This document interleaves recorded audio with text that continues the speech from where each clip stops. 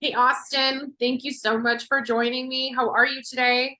We're doing great, Melissa. I'm very grateful. I know we were talking about there's so much in your home buyer book here, right? That people need to think about. Where do we start, right? We want to give some value for people as they go through looking at purchasing here in 2023. Yeah, I've had a lot of conversations about what's going on and there's a lot of information to give out there. So we're going to dive right into this winter 2023 buyer's guide that I've got. And we're going to really start out with, you know, just what's happening in the market. Yeah. And um, I think the first question goes, to you. Why do you think mortgage rates rise so much? Why did they rise so much in the 22? Yeah, that's a really good question. So the main reason that we all know that mortgage rates rose is essentially because of inflation, Yeah. right? So inflation is the whole concept that it costs more to buy the same thing. And what happened is in 2020, right, in COVID, people had money to spend, but nowhere to spend it. So therefore, you really saw that like everyone was wanting the same thing. And that we saw that in our housing market as well from people. So that's why prices increased, but that's why rates are going up and we're seeing that under control. So that is absolutely fabulous. Yeah, and that's a perfect segue into the next question, which is, what's happening with home prices. And, one of the things that I will definitely say is that home prices nationwide can very much be generalized, but home prices here in Santa Barbara, we have a very significant lack of inventory. There's not a ton of building, and our inventory has always been significantly low as compared to the national average. So that's what's going to happen with our home prices. They're going to be higher than the rest of the nation, and particularly different pockets of the nation.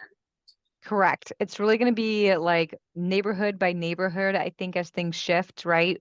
Where can people live and work? Where do they want to be with their time in this life? I completely agree. I don't think prices are really changing. Yeah, yeah, and that's again another segue into point number three: should I buy a home today? And my answer, I know, is very similar to yours. I always ask, are you looking to rent, buy, or sorry, are you looking to buy, sell, or invest? And Yeah. and every answer, dependent on which of those three you are, it definitely falls into, tell me about your situation, because the question isn't just should anybody buy a house today, it's should you, with your unique situation, should you buy a house, given all Right. these other things that we need to talk about first before that gets answered. um, any other thoughts on that before we jump to page 19? No, I mean, I think that's a great point, right? Because it's what are you looking for? Because no matter who it is, I don't think anybody should buy a property if they want to just sell it in 2 years. That doesn't do anything for us. That doesn't actually give you enough benefit, right? So it's a lot of different misconceptions, I think, on that as well. Yeah, yeah. So that's awesome. So we're going to jump right into the next section, which is, so many people don't take this step seriously, but it's really Yeah. the stepping stone of launching, or the rocket launch pad into this process. And really, getting into, want to get a little bit into the weeds before I let you go on why it's so important to get that mortgage pre-approval. Well, it's funny because we get a lot of what we call save a deal calls, like, oh, I got into escrow with this person, and lo and behold, there's a problem.